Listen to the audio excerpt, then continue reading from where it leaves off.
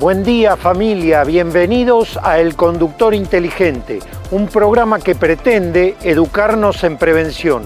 Hoy te preparamos un programa imperdible. Mirá los avances, por favor.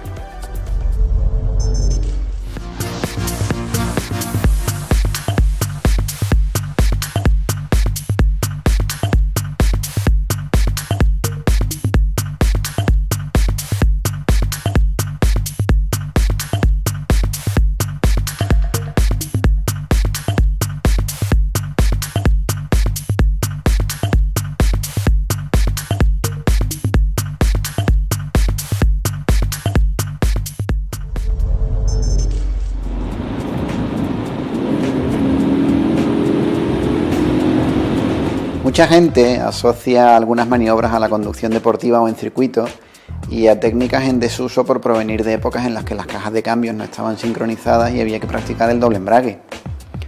También hay veces en que me preguntan para qué sirve esa maniobra que hago con los pies cuando reduzco o cuando freno, y se trata del doble embrague y del punta tacón.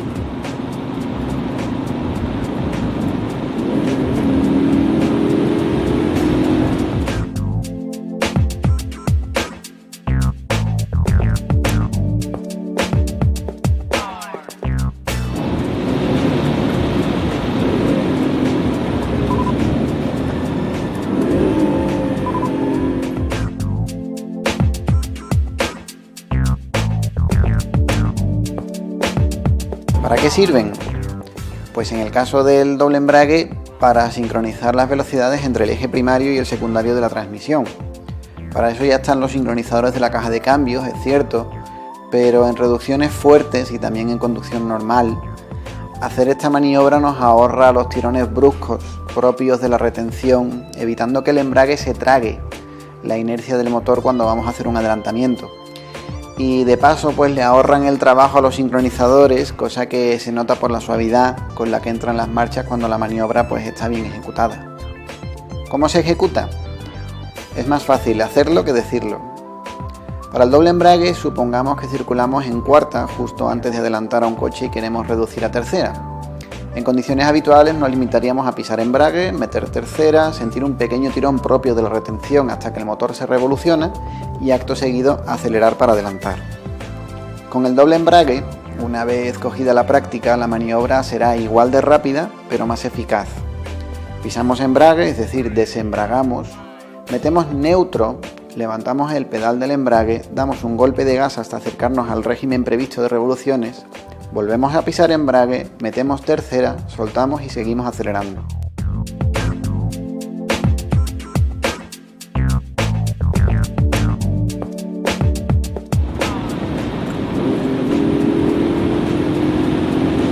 Muchos cambios de tipo secuencial modernos hacen exactamente la misma maniobra cuando pulsamos las levas para reducir.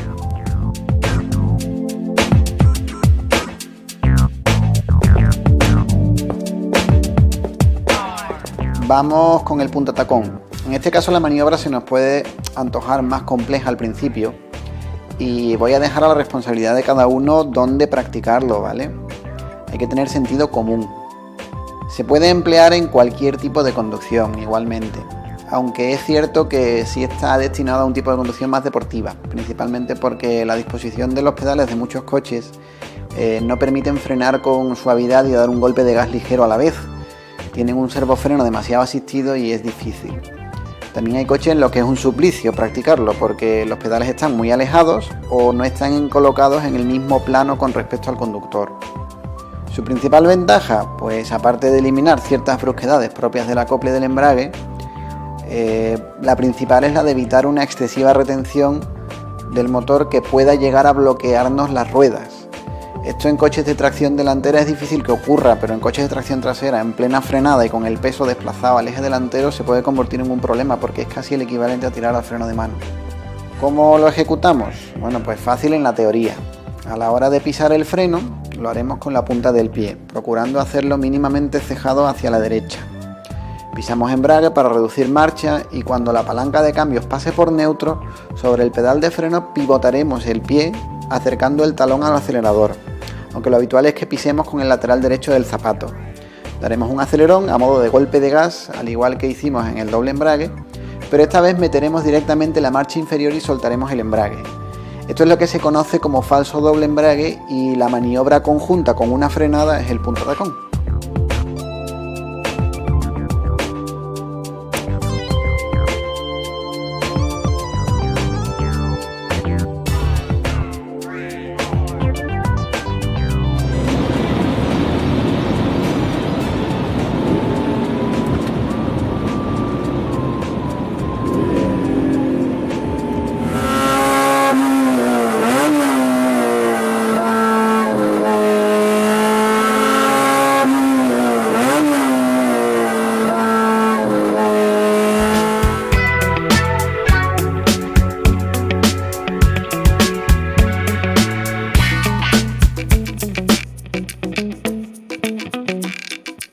En realidad, las modernas tecnologías de cajas automáticas o con mandos automatizados no permite realizar este tipo de maniobra. Estas maniobras pueden realizarse en transmisiones convencionales, es decir, con caja sincrónica y embrague de monodisco seco. La ventaja es mayor facilidad en el pasaje de los cambios, menor desgaste de los sincronizados y obtener la máxima eficiencia de frenado. Es útil y aplica también para el caso de vehículos 4x4 en condiciones de adherencia baja. El beneficio del uso de esta maniobra es evitar el bloqueo de la rueda.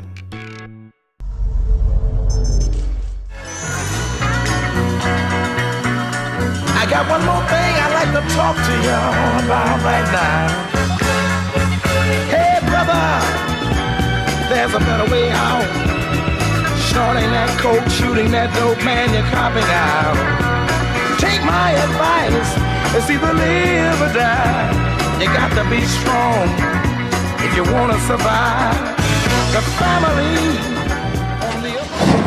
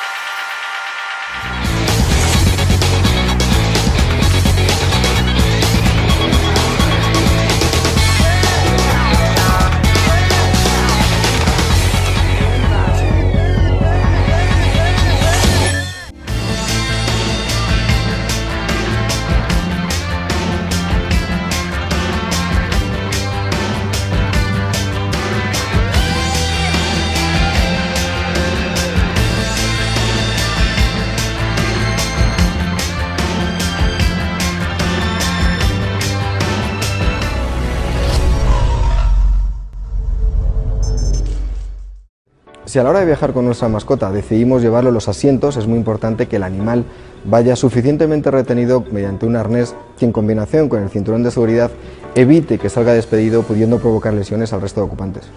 Para ir en viaje con nuestro animal de compañía, lo fundamental es que vayan en su sitio. Por ejemplo, los gatos y los perros de pequeño tamaño deben ir en unos transportines homologados y tienen que ir colocados detrás del asiento del piloto o del asiento del copiloto, abajo, en el suelo. En el caso de perros de más tamaño, pueden viajar de dos formas. Una, en el maletero, que pueden ir también perfectamente agarrados, y lo importante es que vayan separados por una reja rígida o por una malla, pero que estén homologadas. Y también hay un sistema muy efectivo para llevar a los animales de gran tamaño, que es con unos arneses también homologados que tienen dos enganches.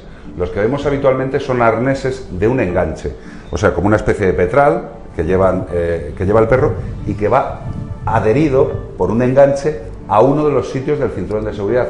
No tiene que ser de un punto, sino de dos puntos de enganche. También es tremendamente importante las paradas que podamos hacer durante el viaje, porque evidentemente si hacemos un largo desplazamiento, nosotros nos paramos, tenemos que descansar. En el caso de los perros es fundamental que antes de salir les atemos adecuadamente con su collar, con su correa y que le saquemos ya sujeto del coche.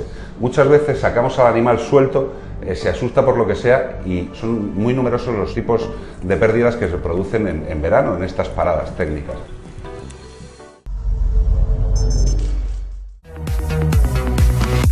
Las motos cuentan con dos sistemas para frenar o disminuir su velocidad. El primer sistema es hidráulico y mecánico. Lo realiza el freno delantero y el freno trasero al ser accionados por el piloto. El freno delantero. En la actualidad las motocicletas vienen equipadas con disco en el freno delantero, siendo mucho más efectivo que el freno trasero, pero también el más peligroso si no se acciona de manera adecuada, ya que este puede bloquear la motocicleta ocasionándonos una caída segura. El freno trasero cuenta con dos bandas que al rozar en el interior del tambor disminuyen la velocidad de la motocicleta, y este es muy importante porque apoya la función del freno delantero, permitiéndonos reducir más fácilmente la velocidad. El segundo sistema es el freno de motor, que actúa al disminuir los cambios de la motocicleta, lo que provoca la pérdida de velocidad y es ideal para ser utilizado en las curvas. Cuando conducimos nuestras motocicletas y necesitamos frenar de emergencia, es muy común cometer errores que nos pueden ocasionar caídas. Para evitar esto, vamos a mostrarles los errores más comunes al frenar. Error número 1. Exceder la presión sobre la manigueta o la palanca del freno trasero. Este es muy común al sentirnos obligados a frenar de emergencia, lo cual provoca el bloqueo de las ruedas. En terrenos destapados esta acción nos puede ocasionar una caída o pérdida del control de la máquina por la condición del terreno. Al frenar se deben utilizar el freno delantero y el freno trasero, pero con una dosificación que permita cumplir su función, que es la de detenernos. Si presionamos a fondo el freno trasero, el resultado será el bloqueo de la rueda y no disminuiremos la velocidad de la motocicleta. Es recomendable presionar los dos frenos gradualmente y en el caso del delantero, soltarlo y volverlo a presionar para aumentar su reacción y evitar el bloqueo de la rueda o derrape. Error número 2. Otro de los grandes errores es frenar en curva, ya que la motocicleta no se encuentra en posición vertical y esto facilita el derrape y posterior caída del motociclista. Para esto recomendamos reducir la velocidad antes de tomar la curva, para entrar en ella con total control de la máquina, y también podemos utilizar el freno de motor. El tercer error, que es muy común, es exceder nuestras capacidades y creernos pilotos del MotoGP en carretera, siendo este escenario uno de los más peligrosos al rodar.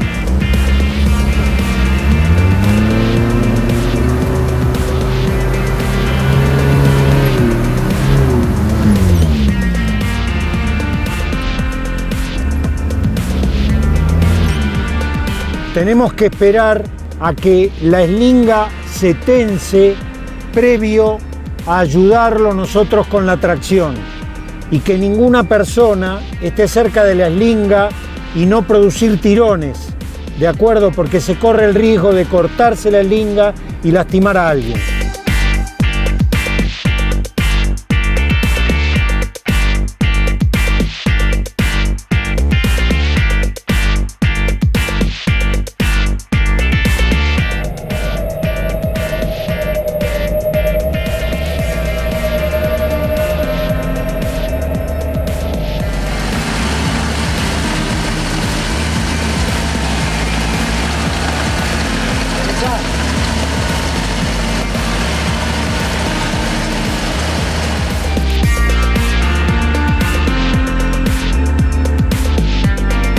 Acabamos de ver recién que cruzamos un vado relativamente corto el trayecto, pero lo hicimos lentamente y nos quedamos como consecuencia de falta de adherencia.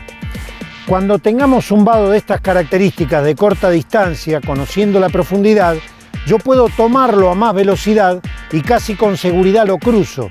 Pero esto me viene a indicar que en el caso que llegue a tener mayor longitud, por rápido que venga, me voy a quedar en el medio. Entonces tengo que estar preparado para eso.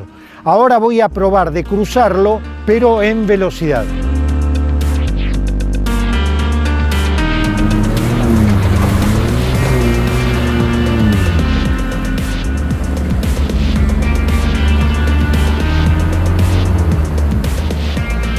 Hemos podido cruzar con tracción y sin velocidad.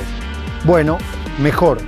De todas maneras, debemos estar siempre preparados para la eventualidad que el vehículo llegue a quedarse en el vado. ¿Entendido?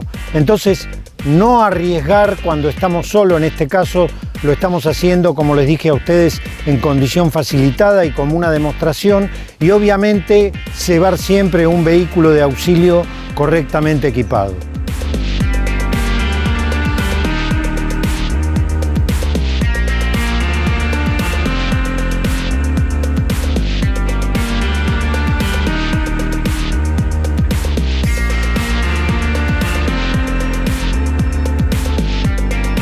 Este es un vehículo que tiene 500 Nm de torque, o sea, tiene una gran capacidad para poder trepar. Sin embargo, cuando el neumático está saturado de barro y no hay adherencia, por más potencia o torque que tengamos, no lo vamos a poder superar. Justamente de este tema vamos a hablar ahora, de neumáticos.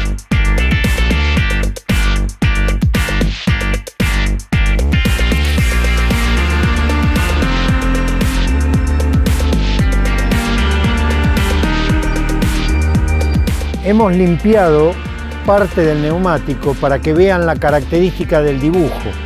En este caso se trata de una Goodrich All Terrain, o sea, todoterreno, pero 50 y 50, o sea, 50 fuera de ruta y 50 para caminos convencionales, por ejemplo, que puede ser asfalto o puede ser ruta. La presión recomendada, tal cual está indicado acá en el manual, es la presión que recomienda el fabricante del vehículo. Pero ¿cómo hago para regular la presión del neumático?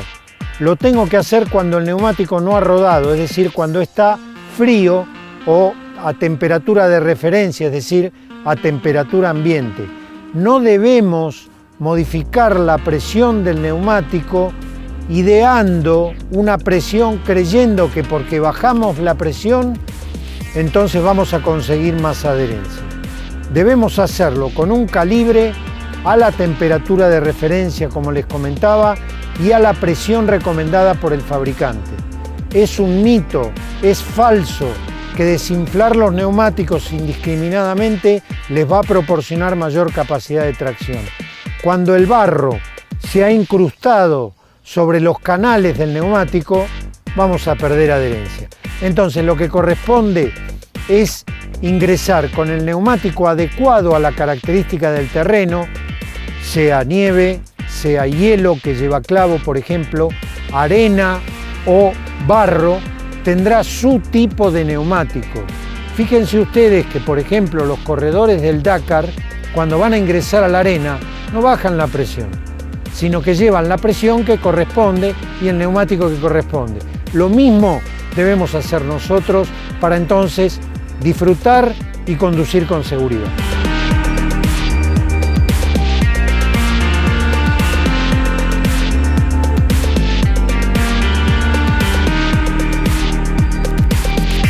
Si usted tiene la idea de salir a disfrutar de lo que es el manejo fuera de ruta y tiene una camioneta 4x4, evidentemente no le puede faltar una cúpula.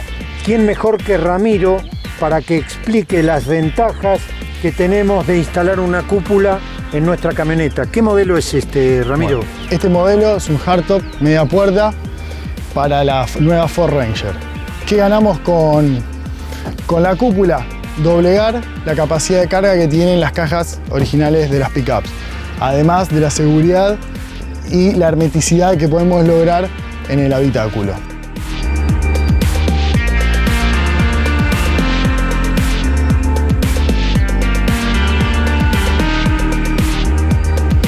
Bueno amigos, esto ha sido todo por hoy.